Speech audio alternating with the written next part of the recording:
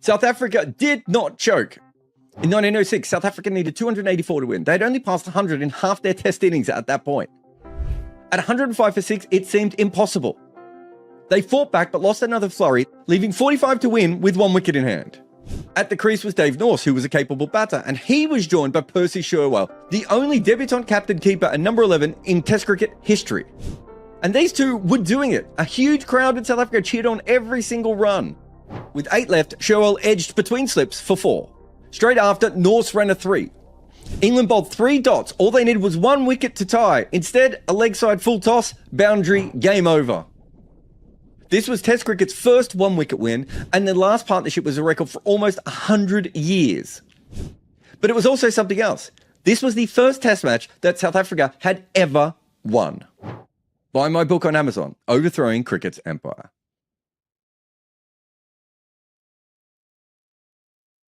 Hello and welcome, ladies and gentlemen, to the Overthrows podcast. I'm Behram Qazi, who you can find at DefMango on Twitter. And with me today is Estelle Vasudevan, who you can also find on Twitter at Estelle_Vasude, the number 1. And we've got some people in the comments already. Arko is here, Islam is here, and Sheraton KD is here as well. So hello to you guys. And the premise of this Overthrows podcast is Australia's thumping 9-wicket victory versus Sri Lanka in the second Test match at Galle, which has allowed them to sweep the series 2-0. And I mean, Estelle, I think all of us expected it to be a bit more competitive, right? But this was very one-sided, this entire series. Yeah, I mean, the scoreline, it could have gone either way, right? Like, I mean, pre-series predictions could have gone either way. But as you said, it was not competitive. I mean, even for a 2-0, there was at no point was Sri Lanka in control of either one of those games, even early on in those games. So, a complete kind of dominance. I would say one of Australia's more perfect subcontinental performances. Yeah, absolutely. It was a demolition from Australia, really. But before we get into any of the action which came about in this game, I want to initiate emotional hour because, of course, a stalwart of Sri Lankan cricket in Dimuth Karunaratne has retired. He did manage to play 100 Test matches in the end and scored 7,222 runs, including 16 hundreds, and he averaged 39.25 per innings as well. And when I think of Karunaratne's career, Estelle, in an age where opening batters weren't getting much runs, he scored a lot of tough runs versus the new ball. And sure, there are some caveats in that career where, he hasn't done as well against the big 3. But you'd still have to say that it was a very, very successful career. And how emotional was it? Because the pictures looked very emotional and you were there. You were there at Galle. So explain all of that to us. Walk us through it. Yeah, I mean, there was a very big kind of celebration of him prior to the test in that, the teams lined up, there was they presented him with some mementos and stuff like that. I think just being there, you could see that there is genuine respect and affection for him. I mean, I don't know how many of you would have read it, but Andrew Fidel had written a piece for Cricinfo on it about how, even Dinesh Chandimal, when Dimuth was dismissed for the final time, there was genuine affection and I think respect in the way he was treated by his teammates and also the opposition, right? The guys like Stephen Smith, Nathan Lyon have spoken about what a important player he has been, and it's a very interesting thing to me because sure, there are a few people who do think this, but maybe in a few years, people are going to look back and wonder, why are people talking about a guy with a 39-run average in Test cricket in the same breath as someone like maybe Sanath Jayasuriya, Mavanatapattu for Sri Lanka, right? But as you said, it was a difficult period for opening batters around the world, right? And if you think about his contemporaries, it's almost like he's managed to last through 2 generations. So he was the opener alongside the Dean Elgers and that sort of era as well. Craig Brathwaite is another who might be the last of those sort of opening batters, right? Yeah, and also kind of the Khawajas and the Rohit Sharmas and Tom Lathams, right? So he's kind of his longevity is something to speak about, particularly because he's been consistently good. I think some of the names I mentioned, you'd probably say like some of them are better openers than him, right? Definitely, Yeah. you'd say some of them are better openers than him. But at the same time, he's been a good opener for a sustained period of time. I think that would be his legacy, as well as the fact that he basically had no support, right? Like if you think about the Sri Lankan batting lineup, particularly I think between like 2015 to say 2020, you had Angelo Matthews, you had Dinesh Chandimal, but they weren't really Kumar Sangakkara and Mahela Jayawardene, right? So he had a lot more responsibility on his shoulders, I feel. And he's played some good knocks overseas. I wouldn't, like, you look at his record, he doesn't really average anything incredible in some of the tough conditions, but he's But in made South runs. Africa, Yeah. he's done well, hasn't he? Yeah. Especially that series that Sri Lanka won 2-0. Yeah, he was captain in that series. So, and he's spoken about how, that's probably the series for him, right? Like, I mean, understandably so. But looking through his numbers, I don't think he's had like any spectacular numbers anywhere. New Zealand is one. Actually, South Africa, I think early on he had a good record, but as it ended, it's 20.77 of an average, so not that great. New Zealand is another place where he made a lot of runs. I think his career arc, if you look at it, is a bit affected by the fact that he had a bad start and he had a bad end, right? Like his 2024 was shit. I mean, the 2 tests he played in 2025 was shit. He also started badly. So it was in that middle period where he made a lot of runs. And interestingly, I think he made much more runs post the Sangha Mahela era. So when it was really tough and when Sri Lanka really needed that kind of leadership with the bat. I mean, I think patience was the hallmark of his batting, and he would blunt out the new ball, and he would just hold up one end, and you'd always or often find the Karunaratne just there, kind of holding the fort, whereas at the other end, a lot of a lot of wickets were falling and stuff like that. But anyway, I think it will go down as a successful career, and you'd have to doff your hat to him for his longevity, because 100 tests in his era were harder. For instance, as compared to some of the older players who would get to play a lot more test cricket. So good on him, and we wish him the best of luck. And it was really cute to see his mother come out as well, on the eve of his farewell test. But anyway, there was another superstar who was, full of praise for Karunaratne, but Steve Smith is just almost unstoppable once again, scored 131 runs in Australia's first innings. That was his 36th test done, and in his last 5 tests, he has smashed 4 hundreds.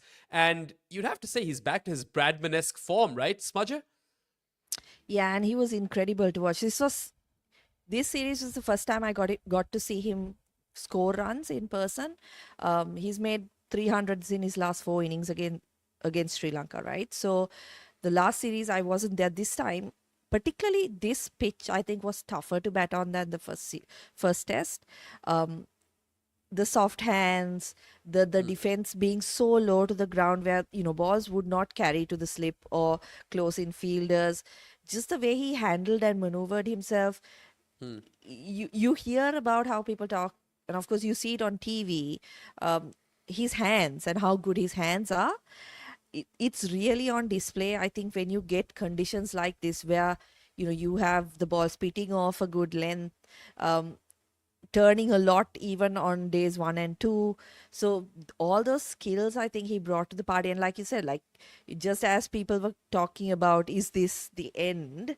He's come out and played pretty much. I think the only probable the one I can remember at least is that he gave a chance in his 3rd delivery in that first test, right? But apart from that, he's just been incredible. Yeah, I mean, he has the most number of hundreds for a touring batter in Sri Lanka. I think 4 is the number. Yeah. Even though Lara got his 3 in 7 innings, but still, I mean, Steve Smith has done incredibly well in the series. And like you said, a lot of people were writing him off, bang in the middle of the Border Gavaskar Trophy. And ever since, he hasn't looked back. And that's what makes great players great. I feel like very good players will enjoy an incredible peak, and then they kind of, slide.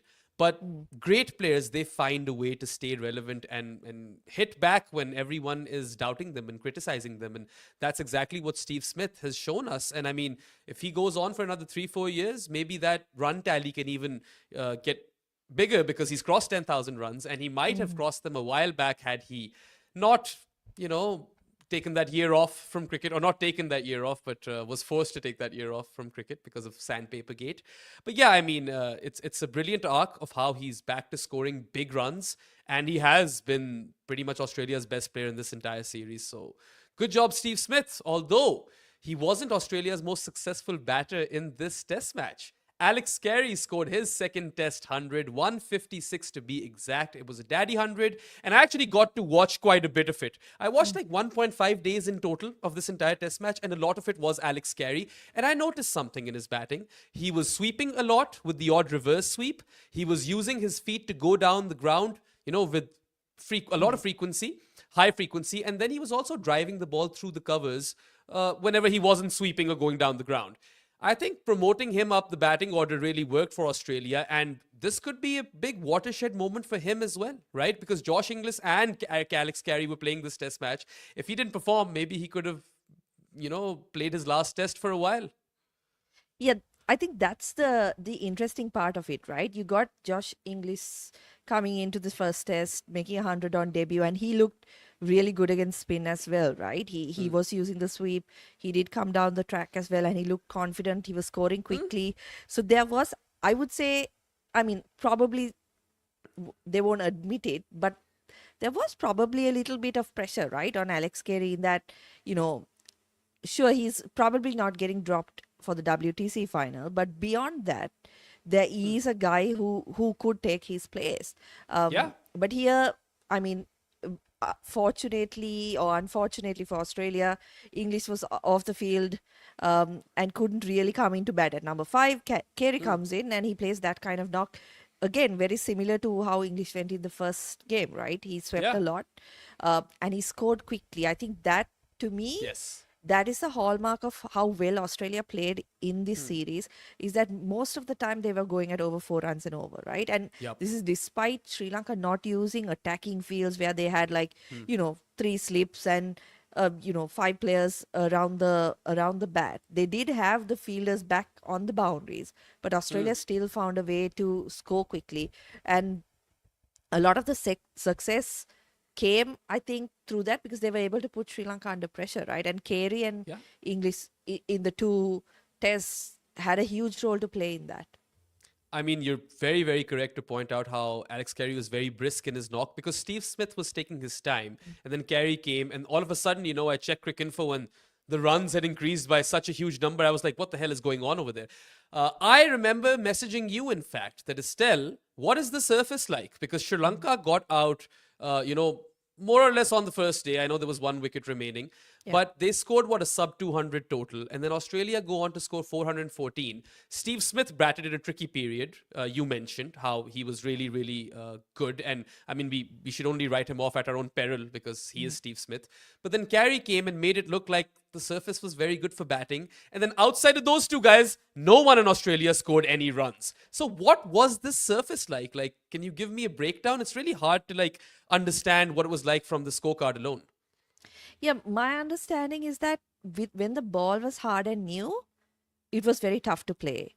So getting through that period was what was really important. And I think Steve Smith had a huge role to play there, right? Because they lost 3 early wickets.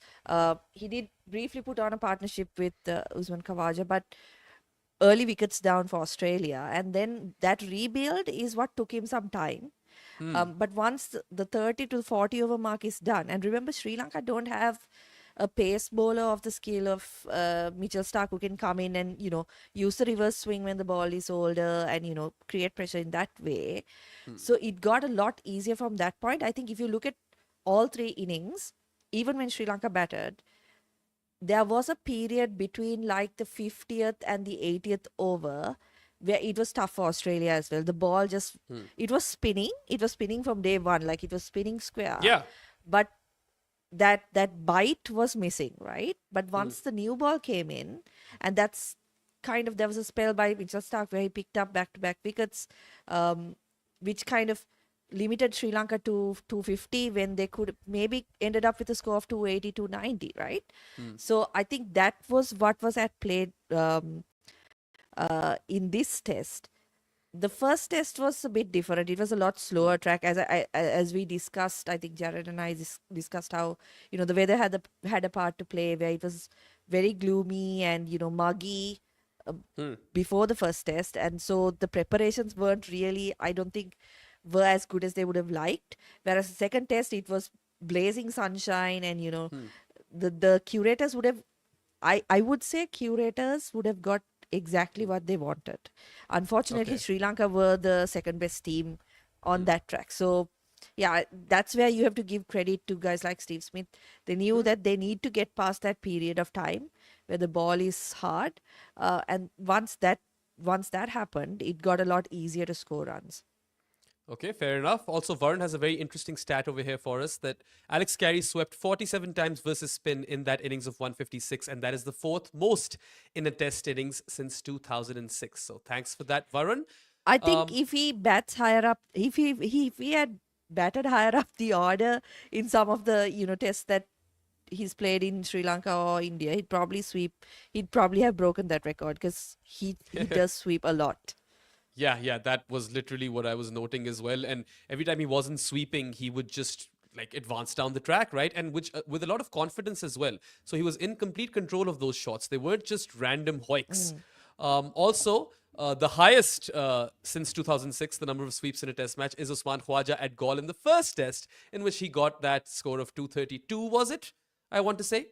Yeah, I think so. And Khawaja reverse sweeps a lot as well. Yep. Alex Carey, not so much. Khawaja goes insane on the reverse sweep, and he's come such a long way from that dreadful tour of Sri Lanka back in 2016. I mean, I thought he was done on that tour, and here he is teaching other guys how to bat in the nets and everything. I saw all of that footage, which was really, really interesting. Another stat by Varun is that the top 6 sweeps in an innings are all at Gaul. So maybe that's the way to go at Gaul. But also, you mentioned how you weren't particularly satisfied with the DDS's captaincy. And then you were also very critical of his dismissals, the mode of his dismissals, as was Russell Arnold. So, I mean, what went wrong over there? Because DDS is usually such a reliable bat for Sri Lanka. He's a crisis batter. Yeah, he's a crisis man, and a guy we don't often criticize on this channel, do we? I mean, Jared might fire us if we go too far with this. No, I just felt like the captaincy was very defensive in that I suppose it's also comparison with how Stephen Smith was very much, very intense, and that's how he does things, right?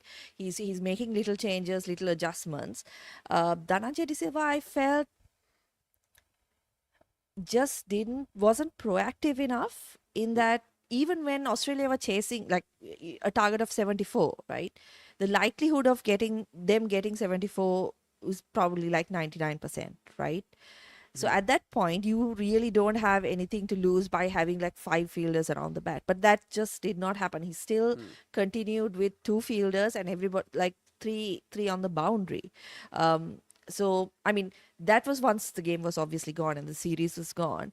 But even throughout the first test and the second test, I felt like he needed to attack the batters early instead of letting them get away and then trying to, do something about it. It was almost as if you were waiting for them to play a bad shot, rather than, trying to outthink them and trying to get them to do something that they are not comfortable doing, which is, I guess, it's a learning curve for him as well, right? He's pretty new to the captaincy game, and I suppose you are also limited by the fact that your bowlers haven't been really good. So there is that aspect to look at as well. In that, I don't think Prabhat Jayasuriya and the other spinners were as good as they could have been on those tracks, because they were clearly outbowled, right? Like Nathan Lyon, yes, he's very experienced, but even by the more inexperienced bowlers like Matt Kuhneman. So there is a factor to consider that the bowlers weren't up to the mark, but at the same time, just it felt really defensive in situations where you really don't have anything to lose. Like a more aggressive field would have at least put some pressure on the batters out there. Yeah, that's a very fair observation. I mean, if you look at the scorecard, Prabhat Jayasuriya ended with 6 wickets in this game, but his fifer costed 151 runs as well in Australia's first innings. And Russell Arnold, I mean, you wouldn't know because you were in the press box, but he keeps calling him the Gall-dozer. I mean, he's done so much better at Gaul than this series. This wasn't a successful series for him. And in this test match, the next best bowling effort was Nishan Peris's threefer, right? So Sri Lanka spinners didn't really turn up. And on the other hand, Kuhneman and Lyon took 7 wickets each in this test match. So what did they do better as opposed to Sri Lanka spinners? Because clearly the home side should have had that advantage. It seemed like Australia were playing at home. Yeah, and that's certainly a point that will be brought up, I think, when people look back at this series, in that Australia looked like the home team with both bat and ball. In terms of what the spinners did wrong, I think Sri Lanka. We discussed how Sri Lanka were a lot slower in the first test. The speeds had gone up, but I would say still the Australian spinners are 5 to 10 kilometers an hour faster than the Sri Lankan spinners. So that's one thing. Particularly in the first test, I think it had an impact because it was a slow pitch, right? What Dhananjay De Silva seemed to say was that they were a lot more consistent with their lines and lengths, in that, they would keep it in one place and not allow the batter to get away with things. But my counter to that, and I mean, we can read out the length thing that Varun has pointed out, but it's also that the Australian batters didn't allow the Sri Lankan bowlers to settle on one length, right? Because they were so adept at playing the sweeps. And what was interesting to me was that if you take the 6 or 7 batters that Australia had, right? They didn't all have one, like, it wasn't like every single one of them was coming and sweeping everything. They had different ways of dealing with the spinners, in that some of them use their feet a lot more, like a Manas or a Stephen Smith. Alex Carey, Usman Khawaja were a lot more comfortable playing the sweeps. Travis Head was looking to attack right from the word go, hit them straight over their heads. So they use different ways to counter the spin. And I think that makes it difficult for the spinners also to find, that consistent line and length. Whereas the Sri Lankan batters are a lot more defensive, right? And I think by nature are a lot more defensive. They are not aggressive batters, apart from maybe the Pathum Nisankas and Kamindu Mendes. The other batters are not really that aggressive. So there's two sides to it. You can talk about the lines and lengths, but at the same time, the Australian batters were a lot more proactive.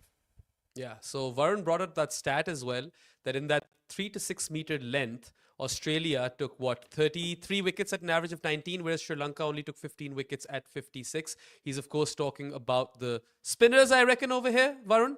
I'm pretty sure you're talking about the spinners. But even if you don't talk about spin, right, Australia have Mitchell Starc, who was brilliant in the first test. And in the first innings of this test match, he once again took 3 for 37.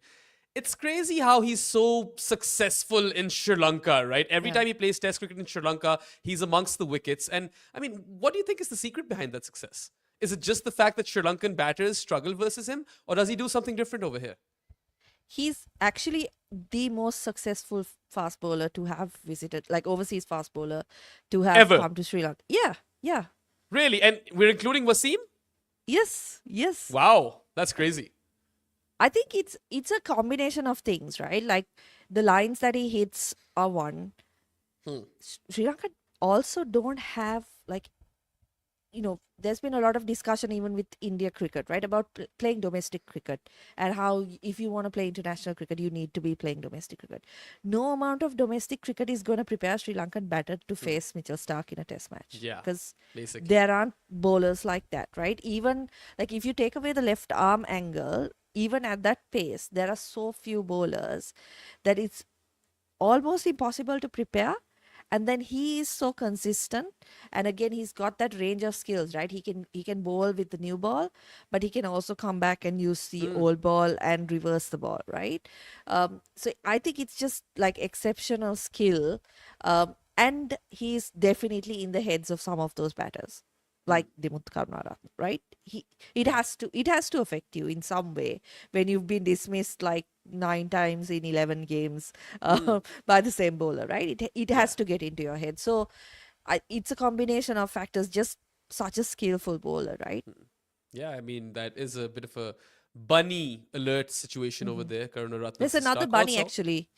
really? Lion, and Matthews. Okay. What are the numbers over there? I think he dismissed him 3 or 4 times in this series, if I'm not mistaken. And overall, he's dismissed Angelo the most number of times in Test cricket. Wow. Overall, yeah.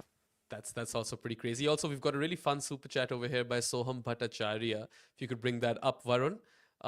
He's saying that quite the not safe for work video title. Yeah, that's exactly what Varun said when I came up with it. And I didn't even say it out loud when I was doing the intro because I was like, maybe that is a bit too not safe for work. I mean, we do want kids to see our show as well, I suppose. But yeah, anyway, I mean, if we're talking about Sri Lanka's batting, of course, we spoke of how you were really, really displeased with DDS's dismissals. Karunaratne also didn't perform. He scored, 50 runs on aggregate in this game. And Kamindu Mendes' average has probably come down a fair bit, I would assume, which is sad for all of us. But there were some positives. Kusal Mendes did really well, unbeaten, 85 in his first innings and then 50 in the second. Chandimal scored 74 in the first innings and Angelo Matthews scored 76 in the third. But it might be, I don't want to say it out loud, but this might be the end for a few of these guys because, Matthews is no spring chicken. A retirement might be in the works over there as well. Karunaratne is also gone. Chandimal will stick around for a bit, but he's also an experienced player now. How do you see Sri Lanka's batting evolve from this and where are they headed? Nissanka also failed, right? That's another one. Yeah, I'm just looking at Kamindu's numbers. An average of it's come down to 62 now. Oh, bang no. average now. He's not special anymore. He's just about Steve Smith special, right? On Sri Lanka's batting, I do think. I said this before the Australian series as well, right? I thought there would be at least one retirement in either Angelo or Dimuth, and Dimuth has retired. Angelo possibly during the Test series against Bangladesh at home. That might be the time when he calls it a day. He's older to Dimuth, and also I think he's had a lot of fitness issues in that, I feel like his body's being held together by tape. Because he's had so many injuries, and it's a pity, right? Because you want to see players like that, like Karunaratne, like Matthews, go out with some kind of high, make some runs, make a ton, something like that. It hasn't turned out that way for Dimuth, unfortunately, but Matthews probably still has an opportunity. I don't and he would see really want to perform versus Bangladesh, right? It's a shame that Shakib has retired. Oh from yeah, Test cricket. unfortunately. So that is one thing we might see, because you have to remember, right? How do these players keep themselves motivated for 2 tests? I think more than after the Bangladesh Test series, Sri Lanka don't play until mid-year 2026 or something like that. So it's going to be tough to keep players who only play Test cricket motivated for that, right? And prepared for that. So I would not be surprised if he does announce his retirement in that series. Chandimal, I feel like, it's tricky because he is making runs.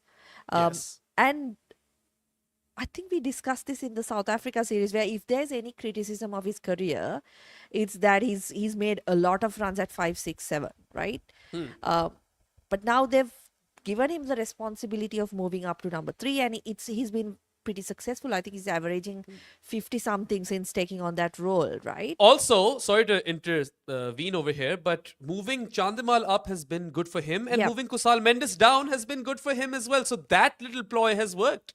A win-win, yeah. Because you're getting runs from your number 3 now, and you're also getting runs from your keeper batter, who Sri Lanka were, I think, in the era preceding it, they were looking more at players who kept well, but also could bat. Whereas like Kusal Mendis is more batter who can keep Yep. quite well. So they're getting runs there as well. I think the big concern is that there are no centuries, right? There are no hundreds. That is the concern. Like if you look at Sri Lanka's records, you'll see many of them crossing the 50-run mark, but no one going on to make a big one, and that's the big concern. Because And that's we spoke about this in a previous series as well. I remember how we mentioned that a lot of these guys are getting 50s, but no one is Yeah. going on to get that big 100. And when Pathum Nissanka got that big 100, they won at the Oval, yeah. right? Yeah, So- and a lot of the success in this cycle has been on the back of like a Kamindu Mendis 100, that's like a 150 plus, right? But Yes. I mean, I'll take the example of Angelo in this game. In that second innings, maybe it would not have made a difference, but he got through that tough period I was talking about, right? The 30, 40, 50 over mark. And then like half an hour before the end of play, he plays that shot, right? So basically about half an hour before, he'd play the sweep shot in the air twice to Lyon, right? Lyon switched ends and he did the exact same thing, but this time Stephen Smith had positioned the fielder right where, in no man's land, basically, in fine leg. And he was caught. So, like, you have to question a bit of the temperament as well, right? At that point where, and this is not just Angelo, if you look at across the board, Kusal Mendis was 85 not out. Apart from that, in the first innings here, but apart from that, all the half centuries, they've done the hard work and then been dismissed when they could have kicked on and given really made a defining innings. Also, I mean, completely off topic, but I hope someone else also sees the irony in Lion doing well in Sri Lanka, because there is a pun in there. Also, one more thing I wanted to ask you. I caught bits and pieces of this entire series, but in the first test when I was watching, Sri Lanka were like dropping everything, missing run out chances. There were other like reviews and stuff which were not going their way. What about this test match? I know they dropped a few over here as well, but how critical was their fielding with respect to this result? This test, it was much better. I don't think there were like too many obvious or easy or regulation chances that went down. But it's all about how you set the tone, right? And you set the tone in the first session of the first test in the way that they did. It feels like it all went downhill from there, because as I mentioned, right, Steve Smith was dropped off his third ball. Usman Khawaja had a couple of let-offs. Yep. Travis Head in that game as well, where he's the one who laid that foundation, right, by going after the bowlers. So starting a series has been pretty bad for Sri Lanka, I would say. Like over the last 2 years or so, 42 all out against South Africa in that series to start things off, and then you recovering from that is difficult, right? Like it's not simple to kind of overcome those kind of demons and come back into the game. So the feeling was much better here, but in this case, I would say like with Australia with the bat were just exceptional. Sri Lanka with the bat were average, right? Yeah, that's fair. Also, Australia, of course, have that big World Test Championship final at Lord's coming up versus South Africa. They start as favourites in that game, and we'll go ahead and preview that when the time comes. As for Sri Lanka, cycle has ended, and they were better in the previous cycle, and even in this World Test Championship cycle, I mean, for a long time they were relevant, right? And they had an opportunity. I mean, it all comes down to that initial 2-0 series loss at home to Pakistan, which did kind of hurt them, right? What do they have coming up next? You mentioned Bangladesh at home. I know that they're touring Pakistan at the end of the next cycle. Which other 4 series do they have, and how do you see them, or their chances? I think they will be traveling so they'll have India coming over. I'm just trying to check the names. I think FTP? India, yeah. FTP. Yeah, so Okay. India coming Anyway, over, India Bangladesh coming over. Yeah, coming over. But I was about to say that like they finished 6th in this WTC cycle, right? after being like very, very close, you would say, to getting to the final. So when Yeah. you look back again, they've been, I think, 7th, 5th, and 6th in the 3 cycles that have gone by. So they've finished as expected. Yeah. And you look at their home series, and this is the disappointing thing, is that they've been blanked in 2 series at home against Pakistan and Australia. Yeah. So that will be a massive concern in that um, you would think that you're similar to Pakistan, right? Like you would think that playing at home would be where you're going to excel and where you're going to. Let's take this one step further. That's 4 Yeah. test match losses at Gaul. Yeah. Isn't it? No, one of them was in Colombo, maybe. Pakistan might have played one of those test matches in Colombo. Did they? Might think have. both of I them can't were quite Gaul, right? recall. I mean, Anyway. Pakistan have toured 2 times in recent memory. And in the 4 tests that they've played, I'm pretty sure one of them came at Colombo. Now, I don't remember which one. Okay. But there has Either been way, one. right? Like losing 4 tests at home is just, it's not. Yeah, I mean, there you go. One at Colombo. okay, I was Varun right. says 1 in Colombo. It's not like you can't do much once that happens, right? Like, and if you look at South Africa, I think South Africa and Sri Lanka are very comparable in the sense that, you know, they do have all those 2-match series, and at least the current South African team doesn't travel that well, right? So you have to, it's imperative that you win everything at home if you want to have a chance in the WTC, and South Africa have done that. That's why Yes. they are in the final, right? And Sri I mean, Lanka they threw a haven't. series. So, They threw yeah, a they series versus New basically, Zealand. yeah, they basically 3-1, and still ended up with, ended up making the final. So it's a concerning time, I would say, because there's been a lot of criticism about the pitches in making them so spin friendly, particularly in the limited overs game. But is that now becoming a concern for Test cricket as well? Because the whole idea is that you would have an advantage, right, if you prepare spin friendly conditions. But if you look at this series, like you mentioned before, Australia, I 100% agree, they look like the home team. They out batted Sri Lanka, and they out bowled Sri Lanka completely. Absolutely. So who do they have up next? So Bangladesh and India at home, and then they are I'm still traveling to looking for that. Pakistan. Because right now you've told me that 2 Asian teams are touring Sri Lanka, which is not great news, right? You'd want Yeah. at least one or 2 Sena nations to be touring, especially Sri Lanka. Ideally, like a New Zealand or a South Africa. I think it might be South Africa. Let me check. It Okay. might be because So June, July, Bangladesh tour of Sri Lanka, right? There's supposed to be, okay, that's just ODIs. Varun, England. step on it. Yes. Okay, there we go. West Indies is coming in 2026. Okay, And then so India. are you sure West Indies is coming? Because Varun is saying India, Bangladesh, and South Africa are touring Okay, India. Sri Lanka. Okay, India. Yeah. Sorry. India, Bangladesh, and South Africa. Yes. Sri Yeah, Lanka those are is the going teams to that are coming. West Indies. So Sri Lanka is My touring the West apologies. Indies. I didn't have that pulled up. Yeah, they're touring the West Indies, Pakistan, and one other country, which doesn't sound like a terrible draw. Yeah, I mean, it's not a terrible draw. If that country is Australia, then it might be a terrible draw. No, they're not. They're not touring Australia as far as I Okay, know. so it's interesting. Yeah, West let's Indies, see. Pakistan, and New Zealand.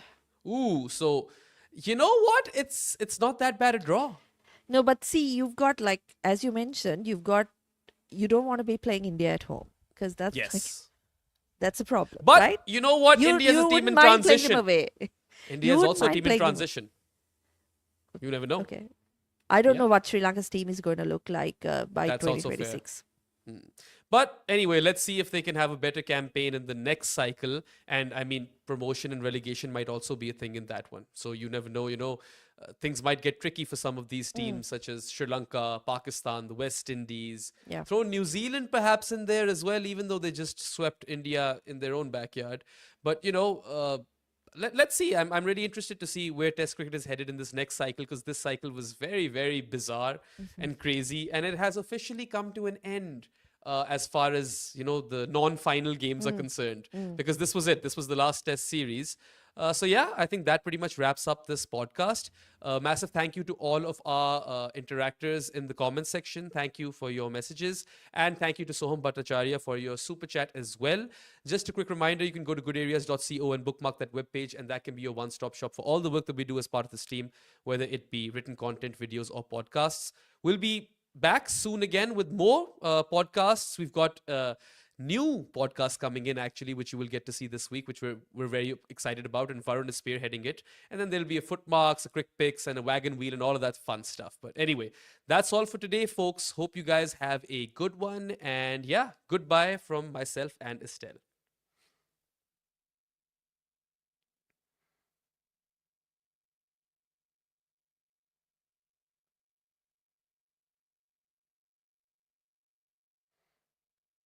I have a book out with Abhishek Mukherjee, and it is called Overthrowing Cricket's Empire. And it's about the stories of how each team beat England for the first time. We go all the way back to the demon Fred Spofforth getting annoyed at W.G. Grace for acting a little bit like Alex Carey. And then we come all the way to present times with Rashid Khan's England's redemption. We cover every single team to beat England in a major international, but we also talk about the incredible stories, like the barefoot basher from Fiji that almost played for New Zealand. In fact, this book is full of tales like that, like how Pakistan lost a top batter after he was on the run from an angry husband of a movie star he was having an affair with, and also how one future captain of his nation realised he might have to go out and bat at Lords and that he didn't own his own pads. Cricket was used as a tool by the Empire, but what happens when those nations grow up and get good at it? Find Overthrowing Cricket's Empire on Amazon today.